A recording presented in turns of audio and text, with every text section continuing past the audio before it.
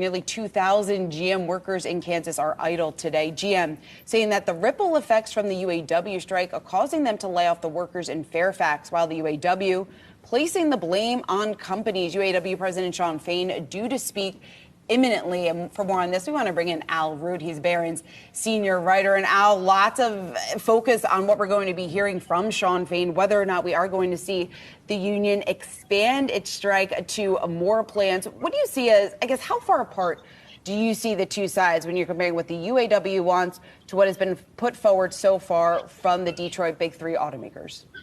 Yep. Thank you for having me. I feel a little like ESPN Adam Schefter. We got the cell phone. Shawn is just started speaking. So listen, what do I expect? I expect them to go out 3 plants. You didn't necessarily ask that, but so I would expect an expansion. What do they want?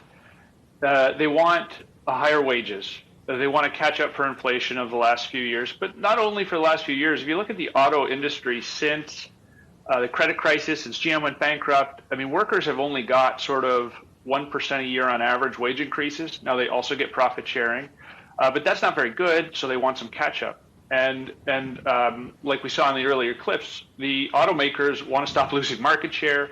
They want to control labor costs as they make this electric vehicle transition. So it's a negotiation where both sides have some reasonable points, and then they battle it out like a boxing match.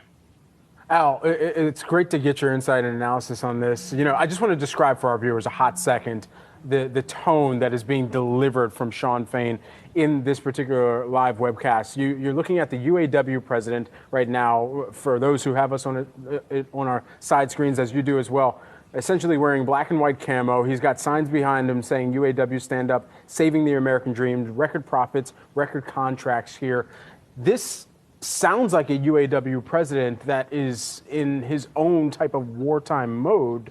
So what does that signal for the automakers, and whether or not they can expect any firm negotiations, any type of deal making to come to the table that actually nets out in their direction, or at least doesn't have them giving up as many concessions as previously intended? What does it mean? I think it means, buckle up. I don't think the strike is going to be over anytime soon. Wells Fargo, Colin Langan says 45 days is his base estimate. I would use about 30 days as a reasonable estimate. Shawn Fain, you talk about his demeanor, his rhetoric. He's done quite an interesting job here, right? He's striking all 3 at once. That's unique. He's going out in sort of a piecemeal basis that limits the impact on workers. It also limits the impact on the automakers. That's another reason it could be a long strike. He is turning into one of the more interesting labor leaders of my lifetime because of all the things you say. He's wearing camo today. He literally trashes the proposals from the U3 from the D3 automakers, which is sort of interesting. So I think he has people on the other side of the table frustrated and flummoxed. He's an interesting guy, but I think in general that whole wartime demeanor signals we're not done yet.